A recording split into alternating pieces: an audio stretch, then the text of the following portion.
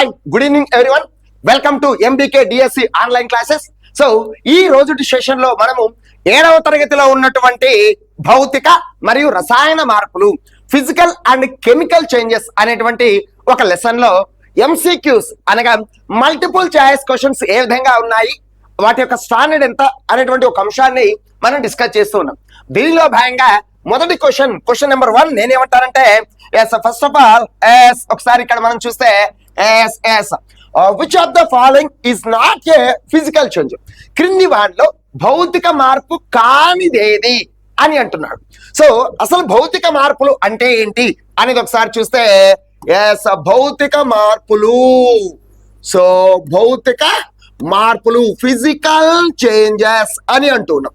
So భౌతిక మార్పులు అంటే ఏంటి అనే దాని గురించి ఒకసారి మనం మాట్లాడుకుంటే నేనేమంటానంటే పరిమాణంలో కానివ్వండి, అదేవిధంగా ఆకారంలో కానివ్వండి, అదేవిధంగా రంగులో కానివ్వండి. సో పరిమాణము సైజ్ పరిమాణంలో కానివ్వండి, అదేవిధంగా ఆకారంలో కానివ్వండి షేప్, అదేవిధంగా రంగులో కానివ్వండి కలర్ రంగులో కానివ్వండి, అదేవిధంగా స్థితి దట్ మీన్స్ స్టేట్ అంటే సాలిడ్ స్టేటా లేకపోతే లిక్విడ్ స్టేటా ఆర్ గ్యాస్ స్టేటా. సో ఒక వస్తువు యొక్క పరిమాణంలో కానివ్వండి, ఆకారంలో కానివ్వండి, రంగులో కానివ్వండి, స్థితిలో కానివ్వండి మార్పు కలిగి వీటిలో మార్పు కలిగి కొత్త పదార్థం ఏర్పడకపోతే, సో కొత్త పదార్థం అనేది కొత్త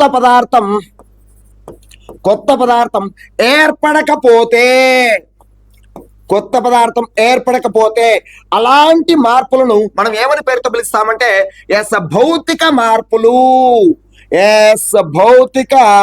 మార్పులు ఫిజికల్ చేంజెస్ అనేటువంటి పేరుతో మనం పిలుస్తాం. సో ఒక వస్తువు యొక్క పరిమాణంలో కానివ్వండి, ఆకారంలో కానివ్వండి, రంగులో కానివ్వండి, స్థితిలో కానివ్వండి, ఏదో ఒకటి లేదా అంతకన్నా ఎక్కువ లక్షణాలలో మార్పు కలిగి కొత్త పదార్థం, ఇది కీవర్డ్ ఇక్కడ. సో కొత్త పదార్థం ఏర్పడకపోతే అలాంటి మార్పులను మనం ఏమంటామంటే భౌతిక మార్పులు ఫిజికల్ చేంజెస్ అనేటువంటి పేరుతో మనం ఇక్కడ పిలుస్తున్నాం. అంటే ఈ భౌతిక మార్పుల యందు గుర్తుపెట్టుకోవాలి, ఇక్కడ భౌతిక మార్పుల యందు కొత్త పదార్థం అనేది, సో భౌతిక మార్పుల యందు కొత్త పదార్థం అనేది ఏది కూడా ఏర్పడదు. అదేవిధంగా భౌతిక మార్పులు జరిగినప్పుడు పదార్థం తిరిగి యథాస్థితికి అనగా పూర్వస్థితికి అనగా అంతకు ముందున్నటువంటి స్థితికి రావడం జరుగుతుంది. ఓకే, ఈ 2 పదాలు మీరు గుర్తుపెట్టుకోవాలి. అనగా భౌతిక మార్పులు జరిగినప్పుడు అనగా భౌతిక మార్పుల యందు కొత్త పదార్థం ఏర్పడదు.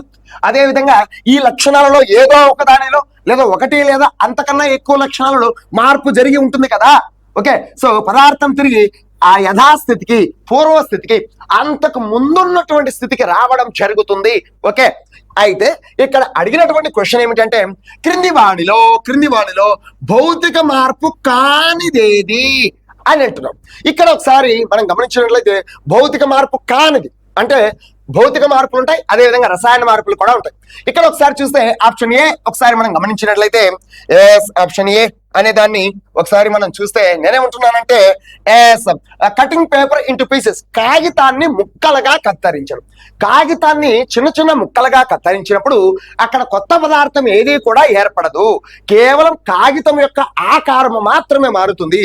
కాబట్టి సో కాగితాన్ని ముక్కలుగా కత్తిరించడం అనేది ఒక భౌతిక మార్పు అని అంటున్నాం. నెక్స్ట్ ఆప్షన్ బి ఒకసారి మనం చూసినట్లయితే నీటిని వేడి చేస్తే ఆ నీరు అనేది నీటి ఆవిరిగా మారుతుంది. ఇది కూడా ఒక భౌతిక మార్పు అని అంటున్నాం.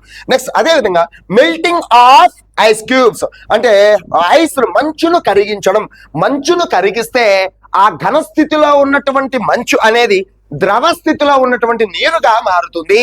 కేవలం అక్కడ ఆ నీటి యొక్క స్థితి మాత్రమే మారుతుంది తప్ప కొత్త పదార్థం ఏది కూడా అక్కడ ఏర్పడదు. కాబట్టి ఇది కూడా ఒక రకమైనటువంటి భౌతిక మార్పు అని అంటారు. నెక్స్ట్ ఆప్షన్ డి ఒకసారి మనం చూస్తే ఇనుము తుప్పు పట్టడం.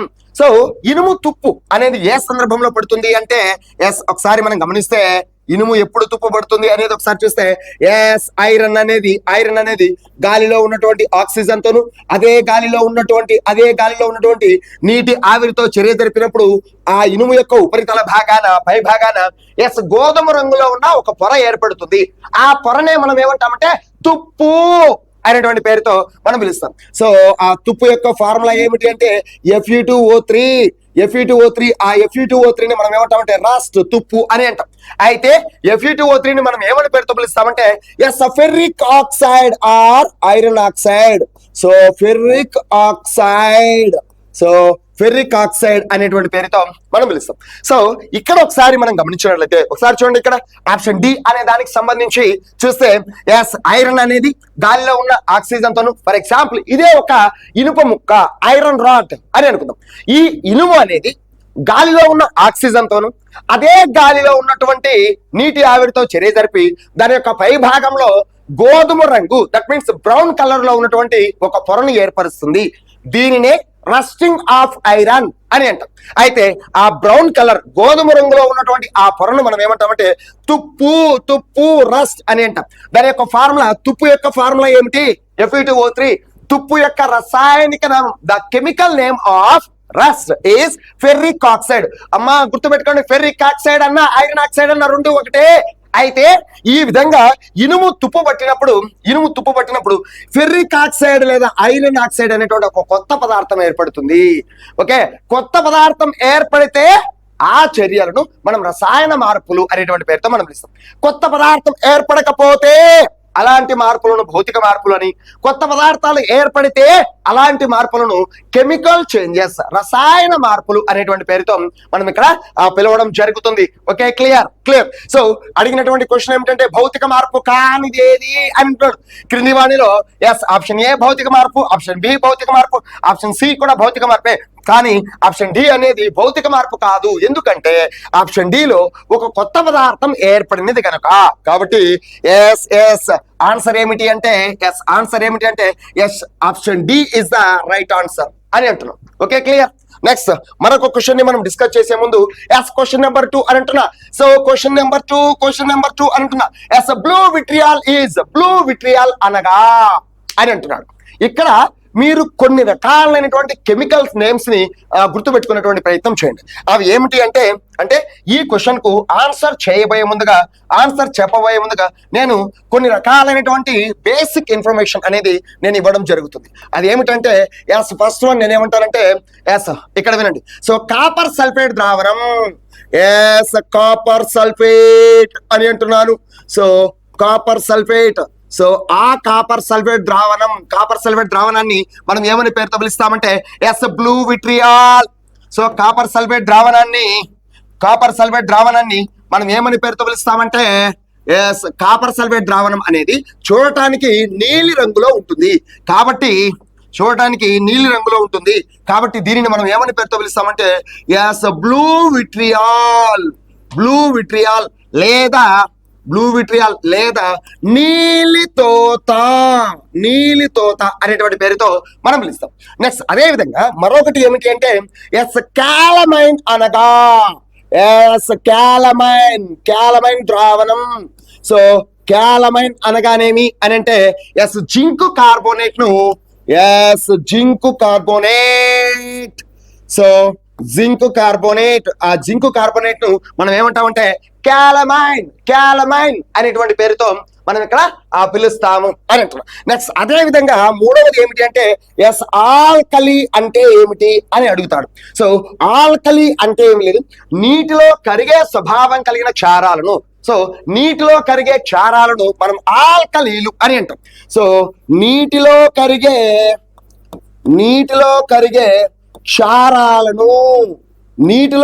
క్షారాలను మనం ఏమని పేరుతో పిలుస్తామంటే ఆల్కలీలు అంటారు. సో నీటిలో కరిగేటటువంటి క్షారాలను మనం ఏమని పేరుతో పిలుస్తామంటే ఆల్కలీలు అనేటువంటి పేరుతో మనం ఇక్కడ పిలవడం జరుగుతుంది. అయితే ఈ ఆల్కలీలకు ఎగ్జాంపుల్ ఏమిటి? ఈ ఆల్కలీలకు ఎగ్జాంపుల్ ఏమిటి అంటే సోడియం హైడ్రాక్సైడ్, సోడియం హైడ్రాక్సైడ్ అనేది వన్ ఆఫ్ ద ఆల్కలీ. ఎందుకంటే ఈ సోడియం హైడ్రాక్సైడ్ అనేటువంటి ఈ క్షారం నీటిలో కరుగుతుంది. నీటిలో కరిగే క్షారాలని ఆల్కలీలు అనేటువంటి పేరుతో మనం ఇక్కడ ఆల్కలీలు, నీటిలో కరిగే క్షారాలను మనం ఆల్కలీలు అనేటువంటి పేరుతో పిలుస్తాం. దానికి సంబంధించి ఉన్నటువంటి ఎగ్జాంపుల్ ఏమిటి అంటే సోడియం హైడ్రాక్సైడ్ అని అంటూ ఉన్నాం. అయితే ఇక్కడ అడగబడినటువంటి క్వశ్చన్ ఏమిటి అంటే బ్లూ విట్రియాల్ అనగా బ్లూ విట్రియాల్ అంటే ఏం లేదు, కాపర్ సల్ఫేట్ ద్రావణాన్నే మనం ఏమంటామంటే బ్లూ విట్రియాల్ అనేటువంటి పేరుతో మనం పిలుస్తాం. సో ఆప్షన్ ఏ అనేది ఒకసారి చూస్తే కాపర్ సల్ఫేట్ జల ద్రావణం. సో ఈ కాపర్ సల్ఫేట్ జల ద్రావణాన్ని మనం ఏమని పేరుతో పిలుస్తామంటే బ్లూ విట్రియాల్ అనేటువంటి పేరుతో మనం పిలవడం జరుగుతుంది. అయితే దీనికి సంబంధించినటువంటి సరైన సమాధానం ఆప్షన్ ఏ. ఇది దీనికి సంబంధించింది. నెక్స్ట్ మరొక క్వశ్చన్ ఒకసారి మనం చూసినట్లయితే లోహ ఆక్సైడ్లు ఈ విధముగా ఏర్పడతాయి అని అంటున్నాడు. సో సాధారణంగా లోహ ఆక్సైడ్లు ఏ విధంగా ఏర్పడతాయి అంటే ఏమి లేదు, ఏదైనా ఒక లోహం తీసుకున్నట్లయితే సింపుల్ గా నేనేమంటానంటే లోహాలు ఆక్సిజన్ తో చర్య జరిపినప్పుడు లోహ ఆక్సైడ్లు ఏర్పడతాయి. సో లోహాలు ఆక్సిజన్ తో చర్య జరిపినప్పుడు లోహ ఆక్సైడ్లు ఏర్పడతాయి. సో లోహ ఆక్సైడ్లు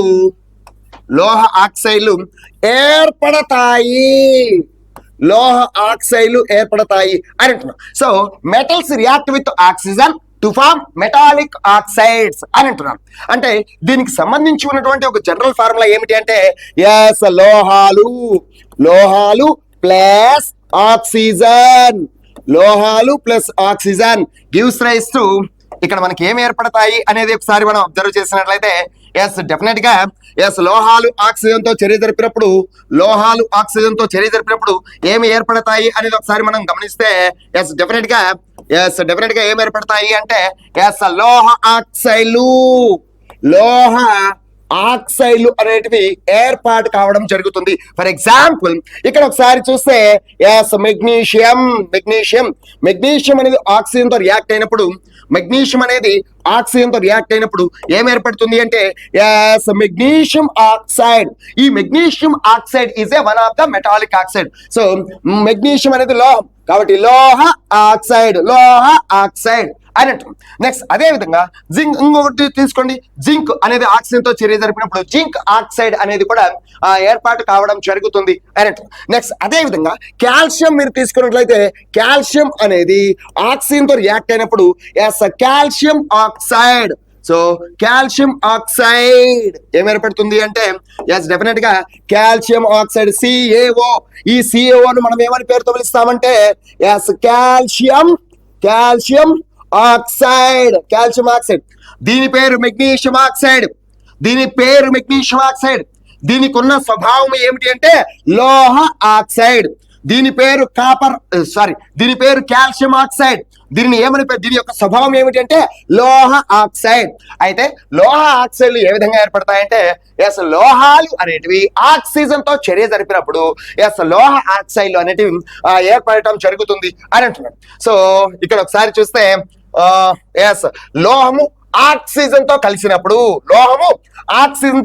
సో దీనికి సరైనటువంటి సమాధానం ఏమిటి అంటే option B is the right answer అని అంటున్నాం.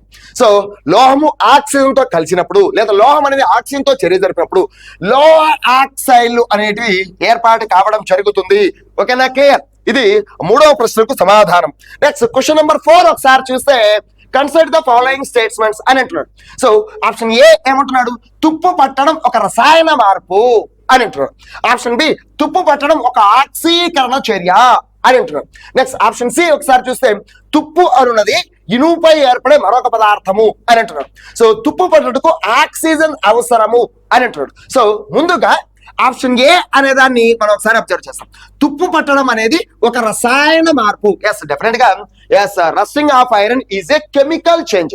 ఒక రసాయన మార్పు అని ఎందుకు అంటున్నాం అనేది ఒకసారి మనం అబ్జర్వ్ చేస్తే ఫస్ట్ ఆఫ్ ఆల్ నేనేమంటానంటే ఐరన్ అనేది గాలిలో ఉన్నటువంటి ఆక్సిజన్ తోను అదే గాలిలో ఉన్నటువంటి వాటర్ వేపర్ తేమతో చర్య జరిపినప్పుడు ఆ తేమతో చర్య జరిపినప్పుడు ఏం ఏర్పడుతుందంటే ఆ ఇనుము యొక్క పై భాగాన గోధుమ రంగులో ఉన్నటువంటి ఒక పొరను ఏర్పరుస్తుంది. గోధుమ రంగులో ఉన్నటువంటి ఒక పొరను ఏర్పరుస్తుంది. దానినే మనం ఏమంటామంటే తుప్పు తుప్పు అనేటువంటి పేరుతో పిలుస్తాం. తుప్పు యొక్క రసాయనిక నామం ఏమిటి అంటే ferric oxide or iron oxide. Ferric oxide or iron oxide అని అంటారు. అయితే ఈ రసాయన చర్యలో ఈ తుప్పు అనేటువంటి కొత్త పదార్థం ఏర్పడుతుంది. తుప్పు అనే కొత్త పదార్థం ఏర్పడుతుంది కాబట్టి ఇది ఒక రసాయన మార్పు. ఎస్, ఇది రైట్ ఆన్సర్. ఎస్, సో ఇది రైటే. నెక్స్ట్ వన్ మరొకటి ఇక్కడ మనం గమనించినట్లయితే yes next one option B చూడండి. తుప్పు పట్టడం ఒక ఆక్సీకరణ చర్య. తుప్పు పట్టడం అనేది ఒక ఆక్సీకరణ చర్య. ముందు ఆక్సీకరణ చర్య, ఆక్సిడేషన్ రియాక్షన్స్ అంటే ఏంటో తెలియాలి. ఆక్సిడేషన్ రియాక్షన్స్ అంటే ఏం లేదు. సో చర్యలోని పదార్థం ఆక్సిజన్ ను గ్రహించడం లేదా హైడ్రోజన్ ను కోల్పోవడం జరిగితే, నేనేమంటున్నానంటే చర్యలోని పదార్థము ఆక్సిజన్ ను గ్రహించడం లేదా హైడ్రోజన్ ను కోల్పోవడం జరిగితే అటువంటి చర్యలను ఆక్సీకరణ చర్యలు, ఆక్సిడేషన్ రియాక్షన్స్ అనేటువంటి పేరుతో మనం ఇక్కడ పిలవడం జరుగుతుంది. అయితే ఈ చర్యలోని పదార్థం అనగా ఐరన్ అనే ఈ పదార్థము ఆక్సిజన్ ను గ్రహించి ఫెర్రిక్ ఆక్సైడ్, ఐరన్ అనేది ఆక్సిజన్ ను గ్రహించి ఐరన్ ఆక్సైడ్ గా మారింది. కాబట్టి ఇది ఒక ఆక్సీకరణ చర్య. ఇది కూడా రైటే. నెక్స్ట్ అదే విధంగా ఆప్షన్ సి ఒకసారి చూస్తే తుప్పు అనున్నది ఇనుముపై ఏర్పడే మరొక పదార్థము. ఒకటి గమనించాలి ఇక్కడ. ఎస్, తుప్పు అనున్నది ఇనుము కాదు. ఈ తుప్పు అనేది ఇనుముపై ఏర్పడే మరొక పదార్థము, ఒక కొత్త పదార్థము. ఇనుము వేరు, తుప్పు వేరు. ఫర్ ఎగ్జాంపుల్ ఇనుము యొక్క ఫార్ములా, సో ఇనుము అని అంటున్నాం. సో ఆ ఇనుము యొక్క ఫార్ములా ఏమిటి? Fe. అదే విధంగా ఎస్ తుప్పు రస్ యొక్క ఫార్ములా Fe2O3. కాబట్టి ఎస్ ఇనుము వేరు, తుప్పు వేరు. ఓకేనా? కాబట్టి ఇది కూడా రైటే. సో ఇది కూడా రైటే. నెక్స్ట్ తుప్పు పట్టుటకు ఆక్సిజన్ అవసరం. డెఫినెట్ గా ఆక్సిజన్ గుర్తుపెట్టుకోండి. ఇక్కడ ఈ ఐరన్ అనేది ఆక్సిజన్, తేమ ఈ రెండు ఉన్నప్పుడు మాత్రమే తుప్పు పడుతుంది. ఒకవేళ ఈ రెండు లేకుండా చేసినట్లయితే ఆ ఇనుము అనేది ఎటువంటి పరిస్థితుల్లో కూడా తుప్పు పట్టదు. కాబట్టి తుప్పు పట్టుటకు ఆక్సిజన్ అనేది డెఫినెట్ గా అవసరం. సో ఇది కూడా రైటే. సో కింద ఆప్షన్ పై వాటిలో సరైనవేవి? సో పై వాటిలో సరైనవేవి అంటే ఎస్ అన్ని కూడా సరైనవే. Option D is the right answer. ఓకేనా? క్లియర్. సో నెక్స్ట్ మరొక క్వశ్చన్ ఒకసారి మనం అబ్జర్వ్ చేస్తే ఎస్ కొన్ని పదార్థాలను వాటి ద్రావణాల నుండి స్వచ్ఛమైన స్ఫటిక రూపంలో పొందుటకు ఈ పద్ధతిని ఉపయోగిస్తారు అని అంటున్నాడు. సో దీనికి సంబంధించి మనము కొంత వివరణ ఇవ్వవలసినటువంటి అవసరం ఉన్నది. అది ఏమిటి అంటే ఎస్ క్రిస్టలైజేషన్, స్ఫటికీకరణ. సో స్ఫటికీకరణ అని అంటున్నాం. సో స్ఫటికీకరణ, yes crystallisation. So crystallisation. So స్ఫటికీకరణ అంటే ఏమిటి అని అంటే ఎస్ స్ఫటికీకరణ అంటే ఏమిటంటే ఎస్ వేడి చేయడం ద్వారా కానీ లేదా ఆవిరిగా మార్చడం ద్వారా కానీ. సో నేనేమంటున్నానంటే సో వేడి చేయడం ద్వారా కానీ లేదా ఎస్ ఆవిరిగా మార్చడం ద్వారా కానీ, వేడి చేయడం ద్వారా కానీ లేదా ఆ పదార్థాన్ని ఆవిరిగా మార్చడం, వేడి చేయడం ద్వారా కానీ లేదా ఆవిరిగా మార్చడం ద్వారా కానీ. సో ఒక ద్రావణంలో కరిగి ఉన్నటువంటి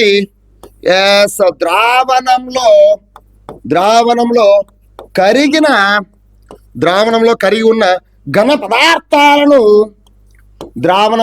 కరిగి ఉన్నటువంటి ఘన పదార్థాలను వేరు చేసే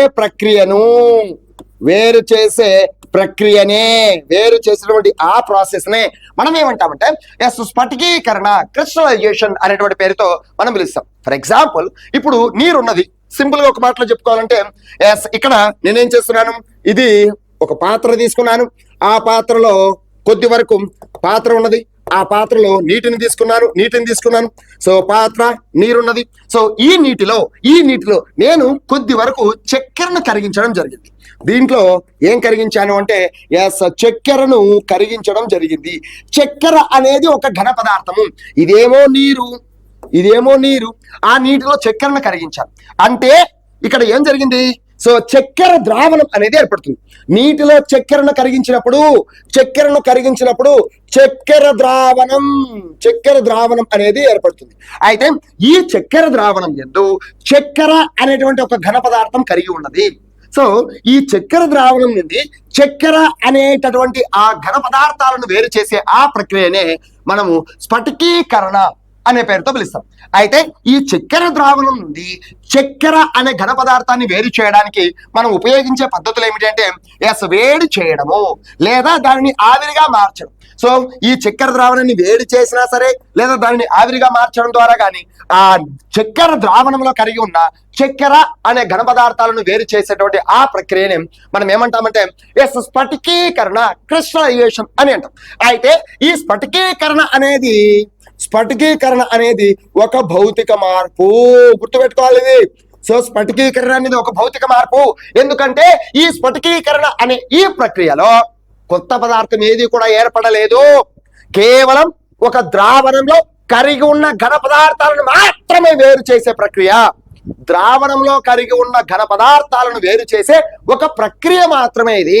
అంతేగాని ఇక్కడ ఏ సందర్భంలో కూడా కొత్త పదార్థాలు ఏవి కూడా ఏర్పడలేదు అని అంటున్నాం. కొత్త పదార్థం ఏర్పడలేదు కాబట్టి ఈ స్ఫటికీకరణ అనేది ఒక భౌతిక మార్పు, ఒక ఫిజికల్ చేంజ్ అని మనం అంటూ ఉన్నాం. ఓకే, క్లియరా? ఓకే, అయితే ఈ స్ఫటికీకరణ అనేటువంటి ఈ ప్రక్రియ, దీని ద్వారా మనం ఆ స్ఫటికాలను స్వచ్ఛమైనటువంటి రూపంలో పొందవచ్చు. సో నేనేమంటున్నానంటే ఈ పద్ధతిలో అనగా స్ఫటికీకరణ పద్ధతి ద్వారా స్ఫటికాలను స్వచ్ఛమైనటువంటి స్థితిలో మనము పొందవచ్చు అంటాడు. సో ఇక్కడ చూస్తే కొన్ని పదార్థాలను వాటి ద్రావణాల నుండి స్వచ్ఛమైన స్ఫటిక రూపంలో పొందుటకు ఈ పద్ధతిని ఉపయోగిస్తారు. So option C is the right answer. స్ఫటికీకరణ అని అంటున్నాం. ఈ స్ఫటికీకరణకి ఎగ్జాంపుల్ ఏమిటి అంటే చక్కెర ద్రావణం నుండి చక్కెర స్ఫటికాలను వేరు చేయడం. అదేవిధంగా ఉప్పు ద్రావణం నుండి లేదా సముద్రపు నీటి నుండి ఉప్పు స్ఫటికాలను వేరు చేయడం.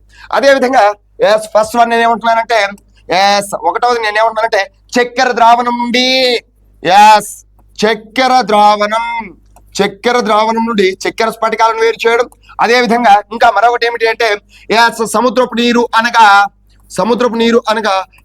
ఉప్పు ద్రావణం నుండి ఉప్పు స్ఫటికాలను వేరు చేయడం. అదేవిధంగా మూడవ ఎగ్జాంపుల్ ఏమిటి అంటే స్వీట్స్, ముఖ్యంగా జిలేబీ అని అంటున్నాం. సో స్వీట్స్ యొక్క ఉపరితలాన చక్కెర స్ఫటికాలు ఏర్పడటం అనేది ఈ స్ఫటికీకరణకు ఒక మంచి ఉదాహరణగా మనం భావిస్తాం. ఓకే, క్లియరా? ఓకే, ఇది అంటే కొన్ని పదార్థాలను వాటి ద్రావణాల నుండి స్వచ్ఛమైనటువంటి రూపంలో పొందడానికి ఉపయోగించే ప్రక్రియ ఏమిటి అంటే స్ఫటికీకరణ అని అంటూ ఉన్నాం. Okay, clear? నెక్స్ట్ వన్, మరొక క్వశ్చన్ ఒకసారి చూస్తే ఈ క్రింది వాటిలో రసాయన మార్పుల లక్షణం కానిదేది అని చూస్తే ముందుగా మనం రసాయన మార్పుల యొక్క లక్షణాలు గుర్తుపెట్టుకోవాలి. సో రసాయన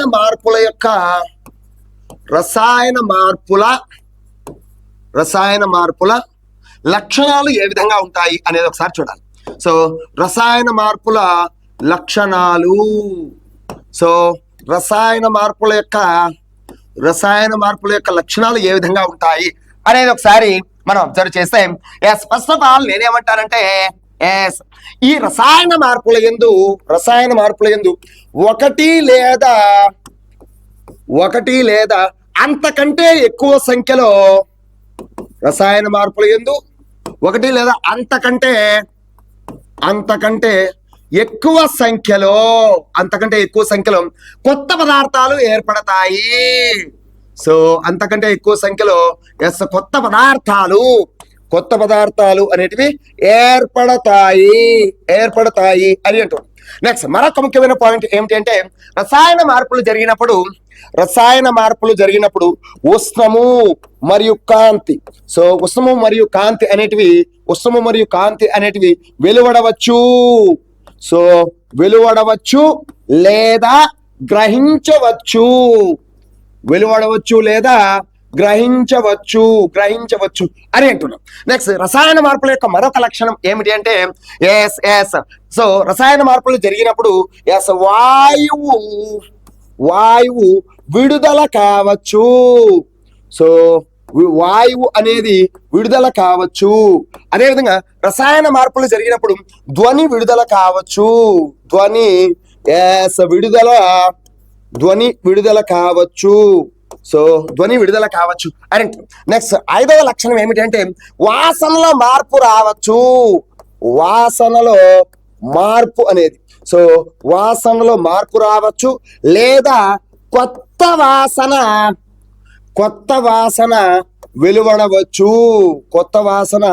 వెలువడవచ్చు అని అంటున్నాం. సో కొత్త వాసన వెలువడవచ్చు అని అంటున్నాం. నెక్స్ట్ అదే విధంగా 6వ పాయింట్ ఏమిటి అంటే ఎస్ రంగులో మార్పు రావచ్చు. రంగులో మార్పు రావచ్చు. ఇవి రసాయన మార్పుల యొక్క లక్షణాలు. So the characters of chemical changes అనే దాని గురించి మనం డిస్కస్ చేస్తే, ఒక రసాయన మార్పు జరిగినప్పుడు 1 లేదా అంతకంటే ఎక్కువ సంఖ్యలో కొత్త పదార్థాలు ఏర్పడతాయి.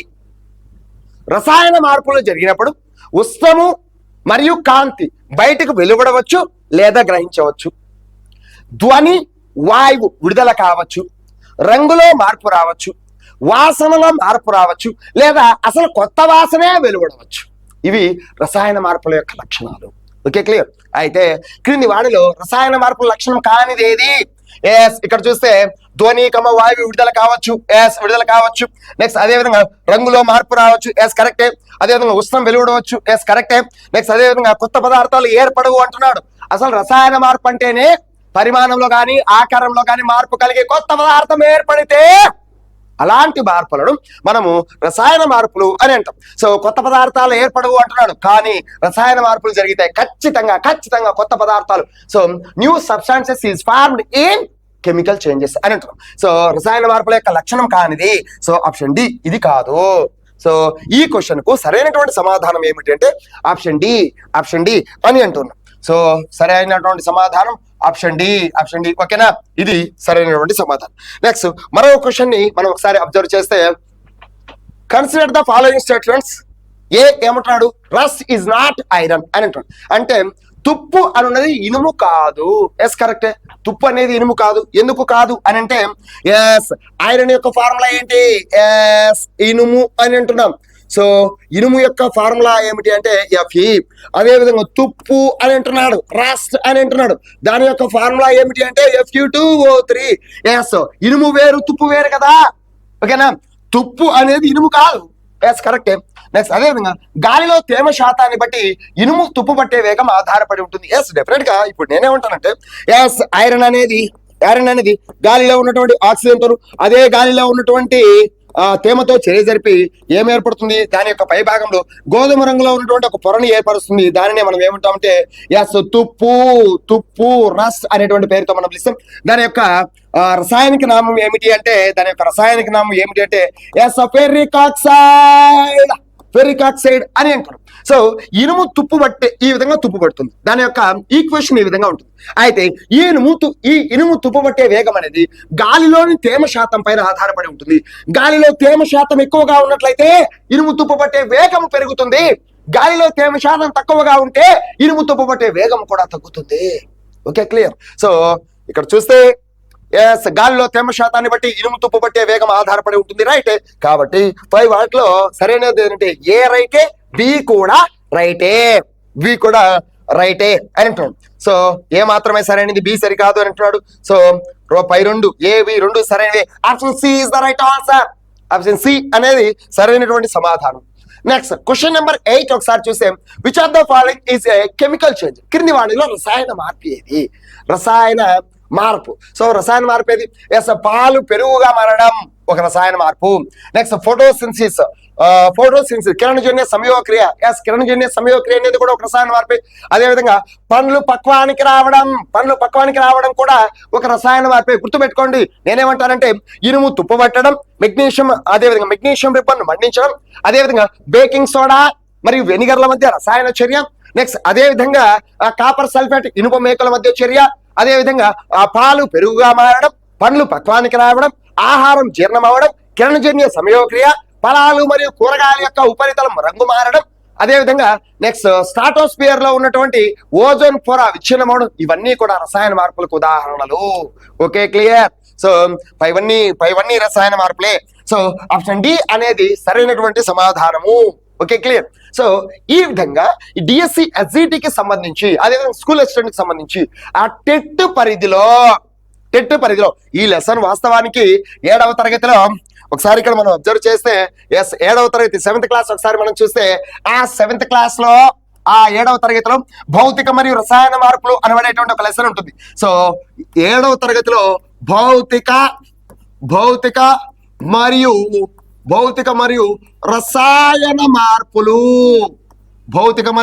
రసాయన మార్పులు అనబడేటువంటి ఒక లెసన్ ఉంటుంది. ఆ లెసన్ లో ఈ క్వశ్చన్స్ ని తీసుకోవడం జరిగింది. ఓకే, ఆ లెసన్ ను చదివి ఇంకొన్ని క్వశ్చన్స్ ఉన్నాయి, మరికొన్ని క్వశ్చన్స్ మీ ముందుకు తీసుకురావడం జరిగింది. ఓకే, ఈ విధంగా కెమిస్ట్రీ నందు డిఫరెంట్ టైప్స్ ఆఫ్, అంటే ఏదో 1 మార్క్ బిట్టు అలా నేను డైరెక్ట్ గా నేను చిన్న బిట్లు వివరణ ఇచ్చేటువంటి ప్రయత్నం చేయను. క్వశ్చన్ పేపర్ స్టాండర్డ్ గా ఉంటుంది. ఇక్కడ నేను డిస్కస్ చేయబోయేటువంటి క్వశ్చన్లు కూడా వెరీ స్టాండర్డ్ గా, మరింత డెప్త్ గా ఉంటాయి. According to your text book లో ఉన్నటువంటి సమాచారాన్ని మాత్రమే నేను ఆధారంగా చేసుకుని ఇక్కడ డిస్కస్ చేస్తాను. నేను చెప్పబోయేటువంటి ప్రతి మాట, నోటి నుంచి వచ్చేటువంటి ప్రతి మాట మీ టెక్స్ట్ బుక్ లో ఉన్నదే. Okay, clear. Thank you.